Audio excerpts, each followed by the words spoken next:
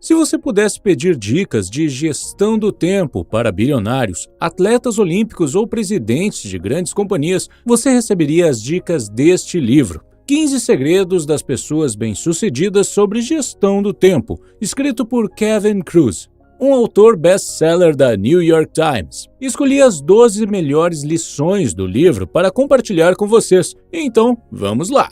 Lição número 1. O poder dos 1440. Imagine a situação. Você tem 25 anos e tem o poder de trocar de lugar com um bilionário de 90 anos. Isso é, ele voltaria a ter 25 anos e assumiria o seu patrimônio, e em troca, você passaria a ter 90 anos e assumiria o patrimônio bilionário dele. Você faria a troca?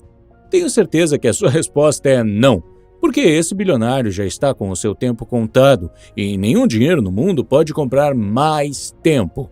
Por outro lado, você tem o tempo que acabou de se recusar a vender por bilhões. Se o seu tempo é tão valioso e você não o venderia nem por bilhões, por que você gasta ele como se não valesse nada? Por que é que muitos de nós tratamos o tempo como se ele fosse um recurso ilimitado? Todos sabemos que o tempo é precioso, mas como podemos começar a usar ele com sabedoria? O autor do livro tem um método interessante. Ele diz que no escritório todos queriam perguntar ou pedir alguma coisa o tempo todo. As interrupções a toda hora acabavam custando a ele muito tempo, todos os dias.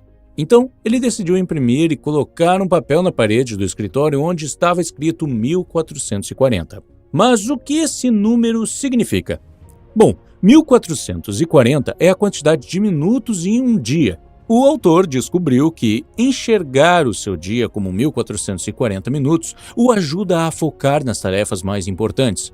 Funcionava como um lembrete, e quando as pessoas questionavam sobre o que era o papel, ele apenas explicava que estava tentando usar melhor o seu tempo. Pouco depois, as reuniões de "você tem um minutinho" praticamente acabaram. Para você, uma interrupção de 1 minuto pode não parecer muito em comparação com todo o tempo disponível em um dia, mas não importa quão curtas elas sejam. Se você somar todas as pequenas interrupções em um dia, passa a ser uma quantidade muito grande de tempo.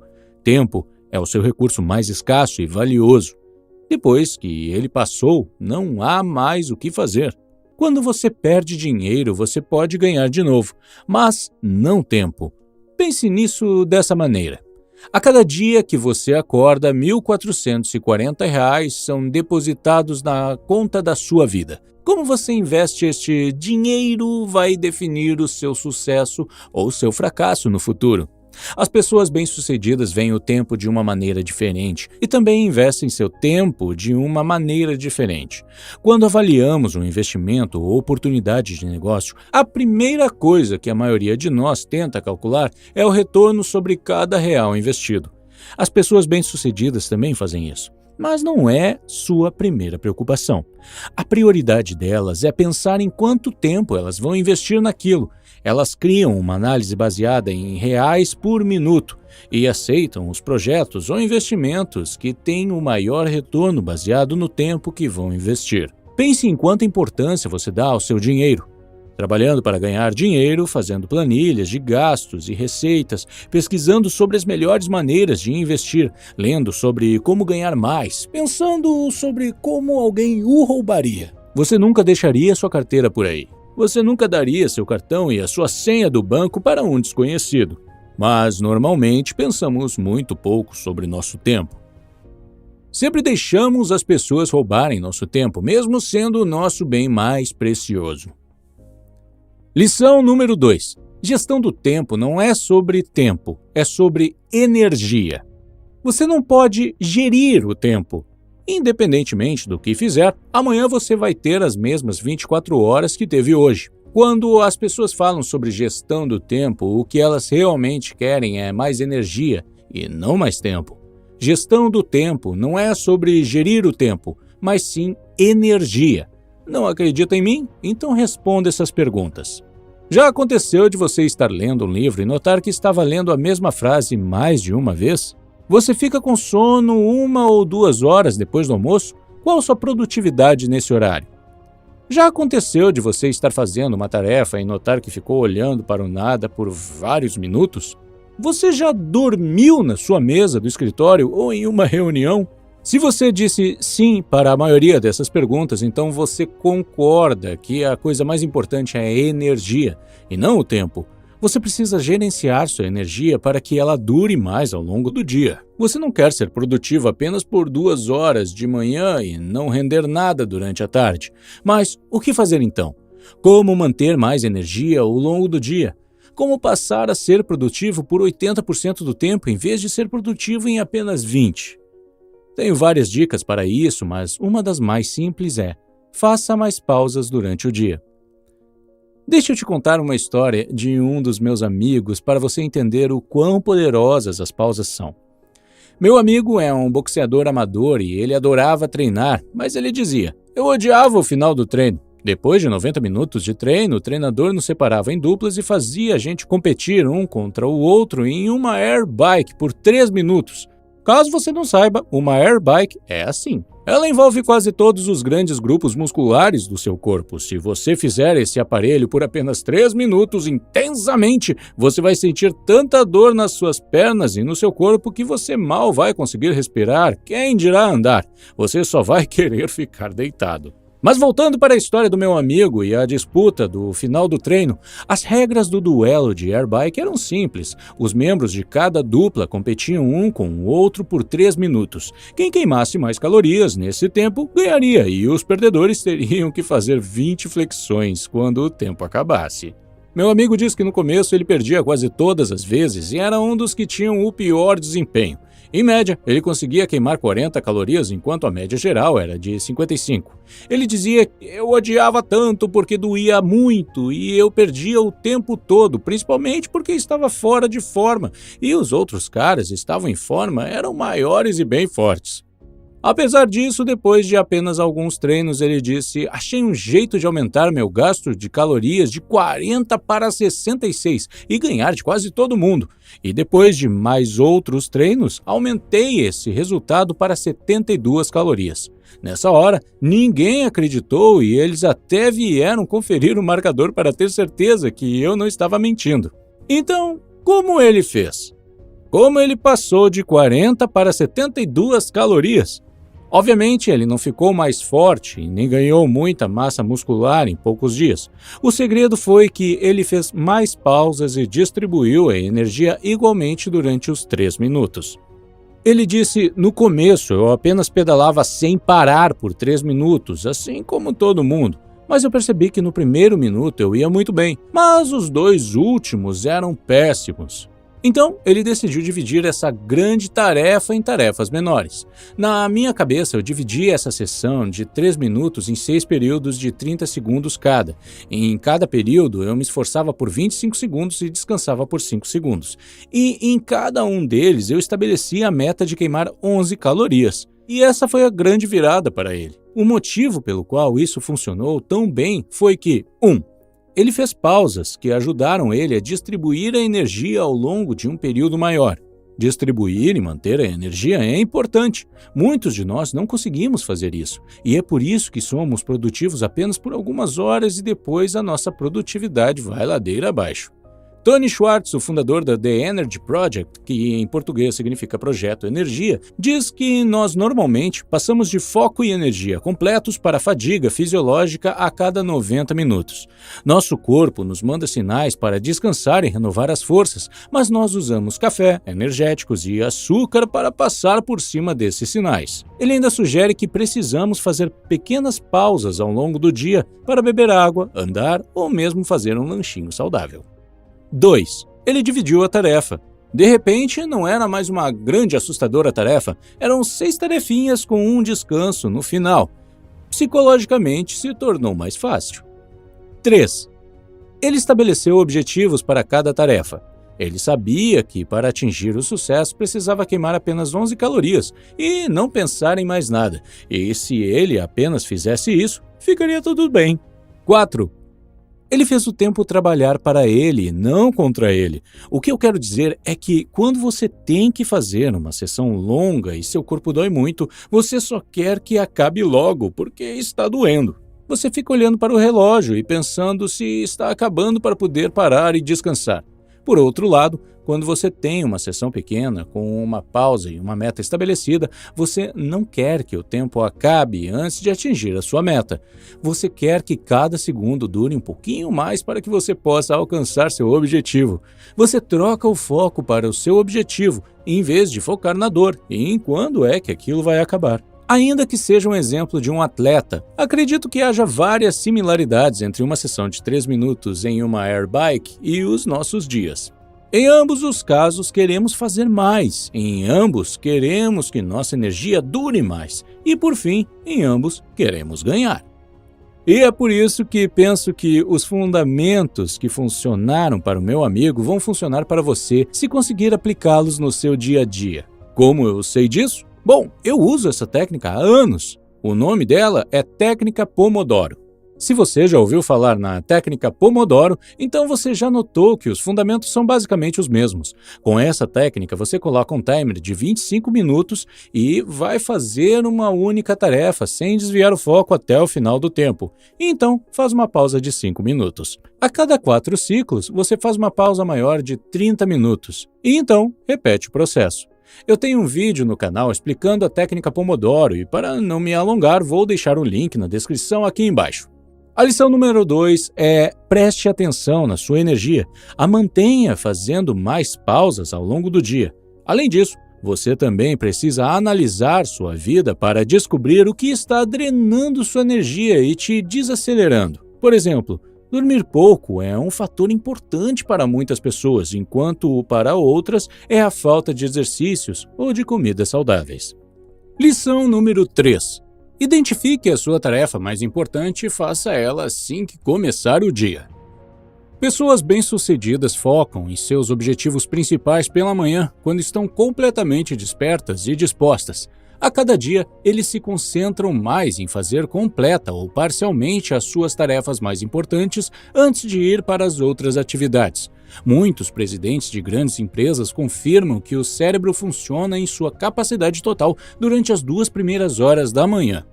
Lidar com o que é mais importante logo de manhã também vai te deixar tranquilo para encarar os problemas que surgirem ao longo do dia. Uma das reclamações mais comuns que ouço é: minha tarefa mais importante é grande demais e não sei nem como começar ou o que fazer primeiro.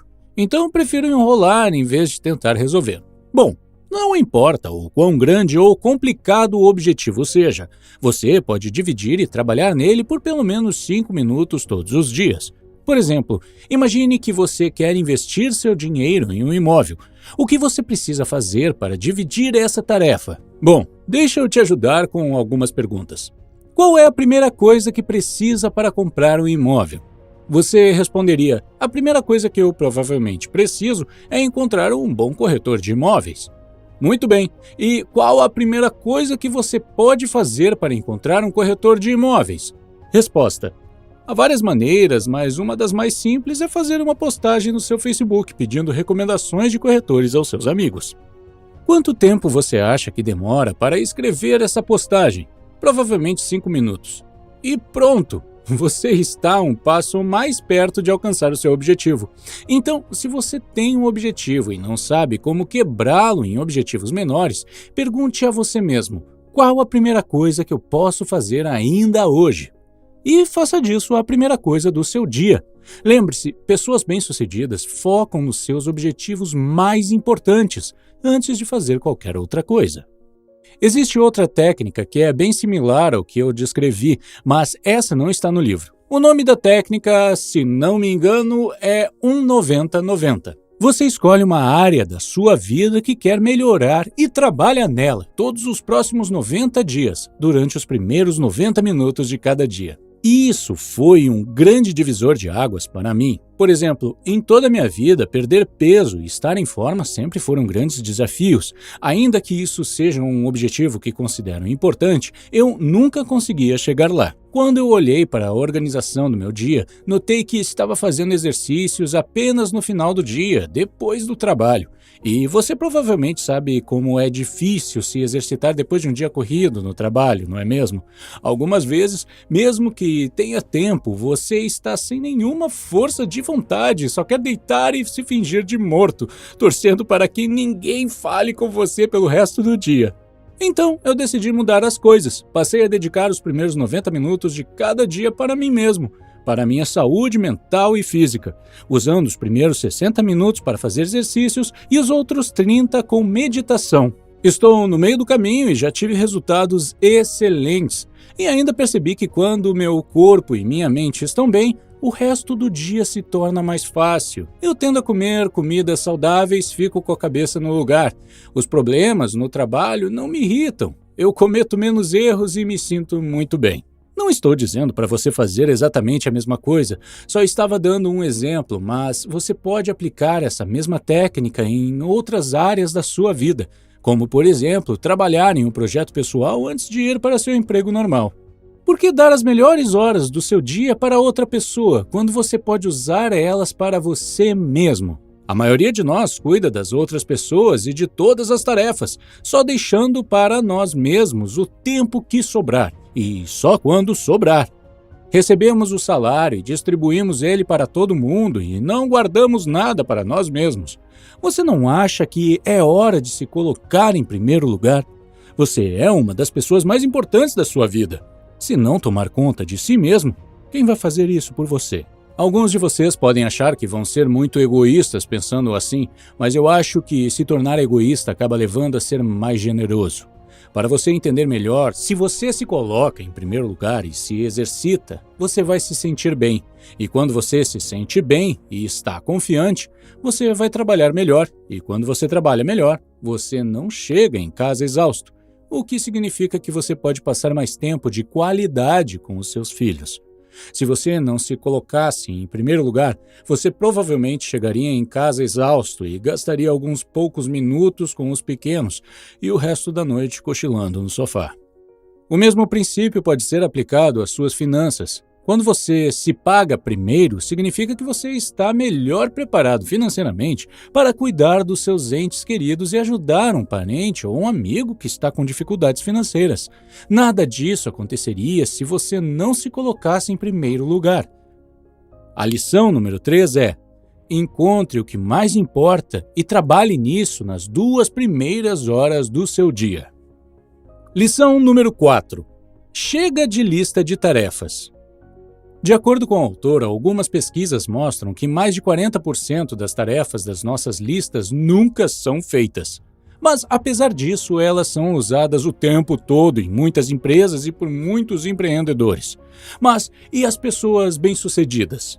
Você realmente acha que milionários e bilionários andam por aí com uma listinha de tarefas? Você realmente acha que Bill Gates ou Warren Buffett escrevem uma longa e complicada lista com o que precisam fazer e carregam ela por aí o dia todo? Pense no seu caso. Se você escrever longas listas do que precisa fazer todos os dias, qual é a sua taxa de sucesso? Nunca aconteceu com você de haver alguma tarefa nessas listas que você não conseguiu fazer, depois de dias ou até meses, e você ainda não fez? De acordo com o autor, o problema com as listas de tarefas é que elas frequentemente nos confundem. Fica difícil dizer o que é urgente e o que é realmente importante. O autor diz que listas de tarefas causam estresse desnecessário, te deixando ansioso, diminuindo sua produtividade, prejudicando seu sono e sua saúde. Ainda que essas listas funcionem bem como lembretes, elas também se tornam um fardo durante o dia. Elas se tornam intimidadoras, vão te fazer evitar certas tarefas, procrastinar e então não fazer o que você deveria ter feito. Para resolver esse problema, o autor recomenda o uso de agendas em vez de listas. As pessoas muito bem-sucedidas não possuem uma lista de tarefas, mas sim uma agenda detalhada. Então, use uma agenda e organize o seu dia em blocos de tempo de pelo menos 15 minutos. De acordo com o autor, simplesmente acrescentar tarefas na sua agenda em vez de escrevê-las em uma lista de tarefas vai aliviar sua mente, reduzir o estresse e aumentar seu desempenho cognitivo. Separe tempo para tudo que é importante para você. Decidir quais tarefas merecem de fato um espaço na sua agenda ajudam você a não desperdiçar seu tempo. Por exemplo, se você realmente valoriza ser saudável e decidiu que seu objetivo principal é malhar todos os dias nos primeiros 30 minutos da manhã, você não anota isso em uma lista de tarefas. Você separa o primeiro horário em sua agenda para realizar essa tarefa e programe como um compromisso recorrente. Se você valoriza a comunicação com os clientes como uma estratégia de negócios e tem como objetivo conversar com pelo menos 2 clientes por dia, programe um compromisso diário para ligar para os clientes. Lição número 5. Como sair do trabalho às 6 da tarde sem culpa. Como é que as pessoas mais requisitadas do mundo sempre parecem calmas, nunca parecem estressadas e estão sempre presentes de fato no que fazem? Como o ex-presidente George Bush conseguia ler 95 livros em um ano na mesma época em que era presidente dos Estados Unidos? Como é que Richard Branson, fundador do Virgin Group, tinha mais de 400 empresas em seu conglomerado e ainda assim sempre estava descansado em sua ilha particular ou quebrando algum recorde mundial em uma aventura? Eu sei, você provavelmente está se perguntando como eles conseguem, certo? Você não consegue nem terminar seu trabalho a tempo de ir para a academia ou chegar em casa antes do jantar, mas George Bush conseguia ler 95 livros por ano mesmo liderando um dos mais poderosos países do mundo. Bom, aqui está o segredo, e eu odeio usar a palavra segredo aqui, porque é uma ideia muito simples. O trabalho nunca acaba, você sempre terá algo para fazer. Andy Grove, o autor de um livro chamado High Output Management, que em português significa gerenciamento de alta produtividade, explica de um jeito simples. Meu dia acaba quando estou cansado e pronto para ir para casa, não quando acabei todo o trabalho. O trabalho não acaba. Assim como uma dona de casa, o trabalho de um gestor nunca acaba. Sempre tem algo para ser feito, algo a mais que deveria ser feito, algo a mais que poderia ser feito. Pessoas muito bem-sucedidas não apenas gastam hora atrás de hora tentando eliminar algum item de sua lista de tarefas. Ao invés disso, eles pensam em suas prioridades, programam o tempo disponível para cada uma delas e fim. Essa é uma das ideias mais simples, mas se você realmente enraizar essa ideia, vai mudar drasticamente a sua vida. Então, a lição número 5 é: aceite o fato de que sempre vai haver mais para fazer e que mais pode ser feito. Saia do trabalho no final do expediente, faça aquilo que você gosta. Passe tempo com sua família, leia um livro, etc. Essa, pessoalmente, é uma das áreas em que preciso me esforçar mais, porque eu sou um workaholic e frequentemente me vejo tentando acabar com o máximo de tarefas possível da minha lista de tarefas para que sobre menos para amanhã. Mas amanhã, magicamente, sempre aparecem muitas outras. Lição número 6. Não. A palavra mágica que pode trazer muito tempo livre. Warren Buffett uma vez disse: a diferença entre as pessoas bem-sucedidas e as pessoas muito bem-sucedidas é que as muito bem-sucedidas dizem não para quase tudo. Dizer sim para alguma coisa é equivalente a dizer não para outra coisa. Cada sim para uma coisa é um não para outra coisa. Lembro de ter concordado uma vez em ir a uma reunião, mesmo que não fosse muito produtivo estar nela. Eu disse sim, porque verifiquei em minha agenda e tinha tempo livre, e a reunião era em quase um mês, então não vi muito problema em dizer sim. Mas no dia da reunião a minha filha passou mal e também surgiram outros problemas pessoais que precisavam ser resolvidos naquela hora. Mas eu não podia cancelar a reunião, porque em primeiro lugar eu havia prometido e em segundo lugar a pessoa tinha viajado até mim apenas para essa reunião. Cancelar não era uma opção, então tive que ir mesmo que naquele dia eu não quisesse estar lá. A moral da história é a seguinte: ainda que sua agenda pareça vazia agora, não significa que você deve dizer sim, porque quando chega a hora, seus filhos vão passar mal, seu carro vai quebrar, seu cachorro vai ficar doente, o computador vai parar de funcionar. Você já entendeu? Aquele sim te prendeu. Vou te dar um bom macete para pensar em quando você deve dizer sim. Caso o pedido não seja digno de um "mas é claro", então ele é digno de um não. Outro problema de dizer sim é que a maioria do tempo não pensamos em quanto tempo vai levar.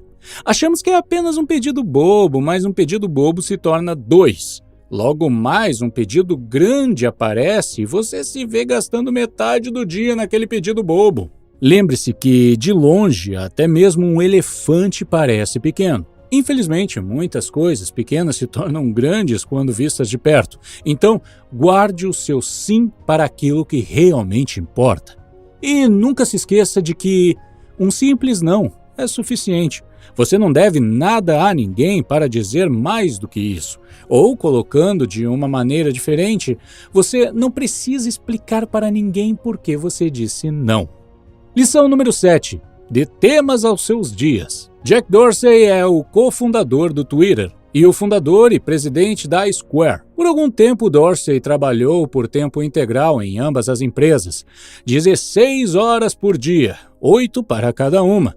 Em uma entrevista em 2011, explicou como tematizar os seus dias o ajudou e muito.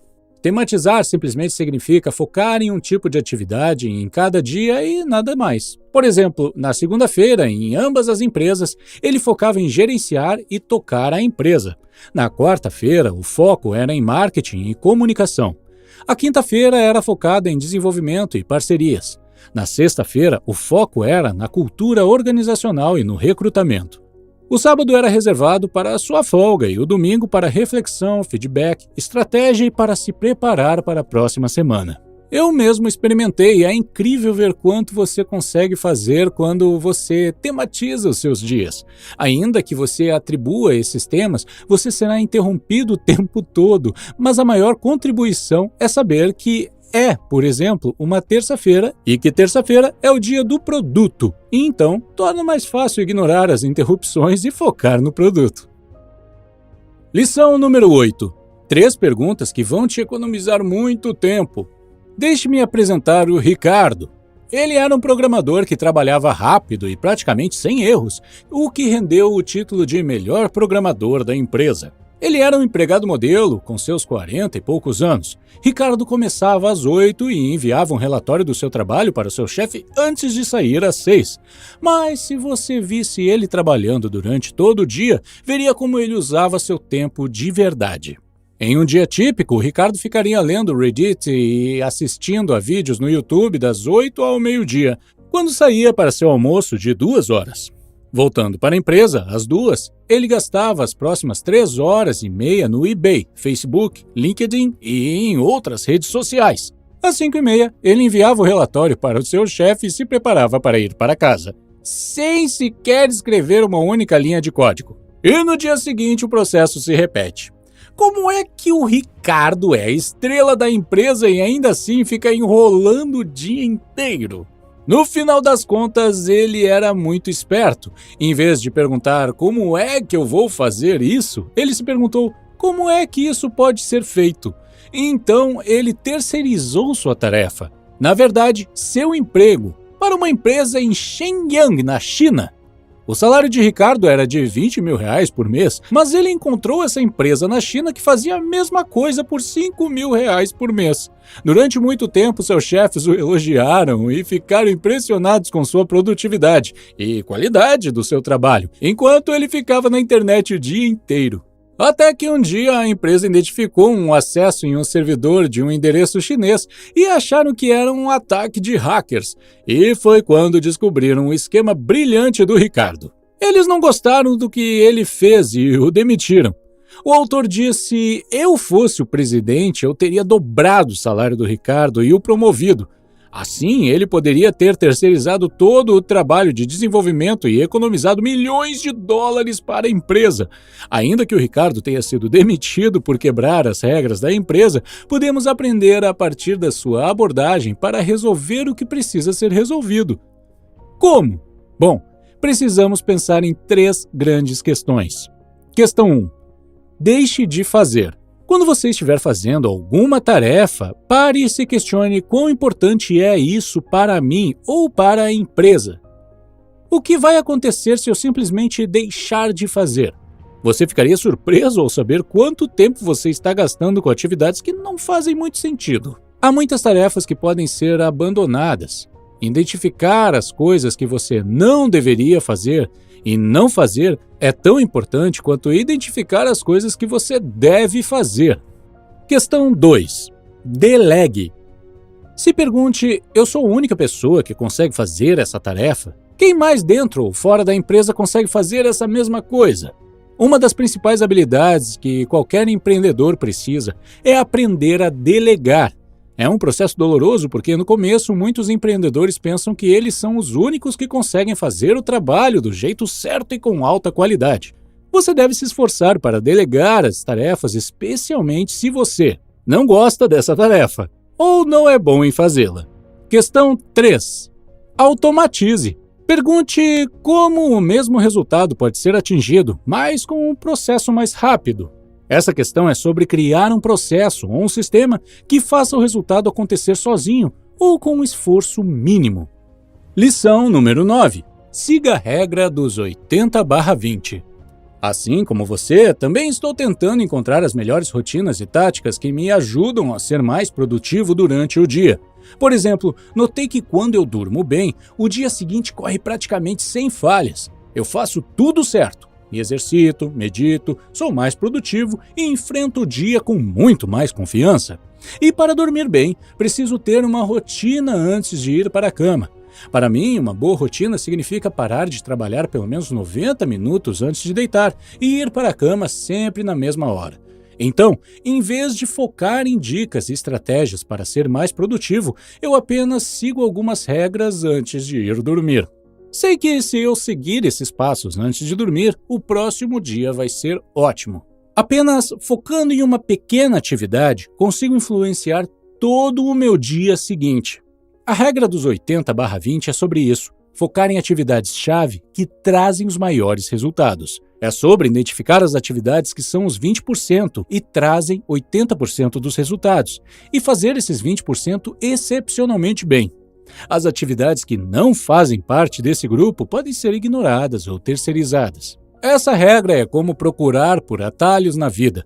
Se você entende de verdade o poder da regra dos 80/20, você vai fazer menos e, ao mesmo tempo, melhorar seus resultados. Aqui no canal também tem um vídeo sobre isso, então não vou entrar em muitos detalhes. Vou deixar o link desse vídeo aqui na descrição. Lição número 10. Como limpar sua caixa de entrada e focar no trabalho produtivo. De acordo com uma pesquisa realizada pelo Instituto Global McKinsey, em média, pessoas que trabalham em escritório gastam 2,6 horas por dia lendo e respondendo e-mails, o que corresponde a 33% de uma jornada semanal de 40 horas. Claramente, as pessoas mandam muitos e-mails no trabalho e, como é a forma dominante de comunicação profissional, é difícil ignorar, mas você pode fazer a sua parte. Tanto e-mails quanto redes sociais liberam dopamina cada vez que uma notificação aparece, o que é viciante. A maioria das vezes a notificação não é importante, mas vez ou outra, ding, ding, ding, olha só, um artigo interessante. Ou, olha, alguém tem uma dúvida que eu consigo solucionar em apenas 5 minutos. Como eu sou prestativo e produtivo. Isso faz voltarmos novamente para a nossa caixa de entradas. E de novo, e de novo, e de novo. Vou te dar 6 dicas para que você gerencie melhor a sua caixa de entrada. 1. Descadastre-se de newsletters. Por favor, você realmente precisa receber notícias de todos esses sites de moda? Todas essas ofertas do dia que aparecem tão atraentes? Essas manchetes de notícias não são apenas para ganhar seu clique. Eles estão tentando entrar na sua mente, mas não conseguem se não estiverem na sua caixa de entrada. Entre no seu e-mail e procure por descadastrar ou unsubscribe e clique em cada um deles para se descadastrar e para parar de receber tanta coisa desnecessária. 2. Desligue as notificações de e-mails. E-mails não são uma forma urgente de comunicação, especialmente quando cada um de nós recebe 50 a 500 e-mails por dia. É um pecado receber tantas notificações. Elas interrompem sua concentração, seu trabalho e sua habilidade de ser produtivo em reuniões e conversas. Não importa se você tem uma notificação de áudio ou se o seu telefone vibra, ou mesmo se uma janelinha sobe com uma notificação que você recebeu. Desative isso agora mesmo. 3.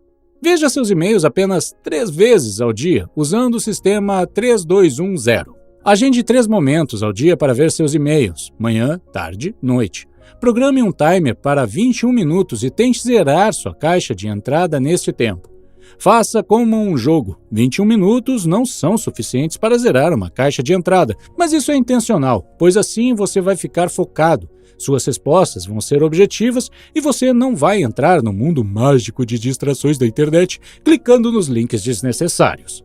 Imediatamente atribua uma das 4 ações quando abrir um e-mail. Responder imediatamente, delegar, adiar ou deletar. Você também pode arquivar, caso não queira deletar. 4. Escreva e-mails curtos, muito curtos.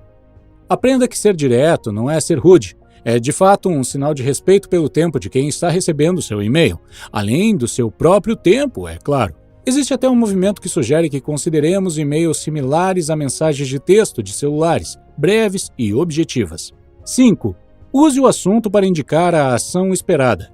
Um título ou assunto de e-mail ideal não apenas indica o assunto que está sendo tratado, mas também a ação esperada do leitor. Isso auxilia quem quer que o receba a entender e lidar com o seu e-mail em menos tempo. Em contrapartida, eles vão aprender a utilidade dessa ferramenta e fazer o mesmo por você. 6. Pense 2 vezes antes de encaminhar ou enviar um e-mail com cópia. Rotineiramente, encaminhamos ou copiamos um recipiente em um e-mail para manter as pessoas informadas, mas, na verdade, estamos atrapalhando, mantendo tanto a nossa caixa de entrada quanto a de quem recebe sempre cheias. Lembre-se, para cada e-mail que você encaminha e para cada cópia que você envia, você provavelmente vai receber uma resposta no seu próprio e-mail. Se você mandar menos e-mails, também receberá menos e-mails. Lição número 11. A ferramenta secreta da produtividade de Richard Branson. Richard Branson é o fundador do Virgin Group. Quando este livro foi escrito, Branson tinha uma fortuna estimada em 4,8 bilhões de dólares. De acordo com Branson, a coisa mais importante é sempre carregar um pequeno caderno no bolso. Nas próprias palavras dele, traduzidas do inglês, eu nunca conseguiria ter erguido a Virgin Group para o tamanho que ela tem sem esses pequenos pedaços de papel. Manter todas essas ideias fugazes, pensamentos breves e coisas a se lembrar na cabeça contribuem para a fadiga. Existe uma maneira de clarear a mente. Então, o conselho do autor é simplesmente sempre carregar um caderno com você. Talvez as fundações do seu império estarão escritas nessas páginas. Lição número 12. Reuniões são sempre o último recurso. De acordo com muitas pesquisas no mundo corporativo, a maioria das reuniões são perda de tempo. Apesar disso, muitas empresas fazem reuniões todos os dias. No livro, o autor elenca alguns motivos para que você entenda por que reuniões são ruins. 1. A maioria das reuniões atrasa. 2. A maioria das pessoas presentes na reunião não deveriam estar ali. 3. A maioria do tempo de reuniões é gasto com assuntos triviais. 4. As pessoas erradas dominam as reuniões. Frequentemente, aqueles que gastam a maior parte do tempo das reuniões são pessoas com excesso de confiança, extrovertidos que querem atenção e não necessariamente possuem algo a acrescentar na discussão. Portanto, o autor recomenda não agendar ou ir a reuniões a menos que todas as outras formas de comunicação falhem. Se você precisa fazer uma reunião, saiba que as pessoas muito bem-sucedidas sabem que as reuniões eficazes começam com as pautas objetivas distribuídas previamente.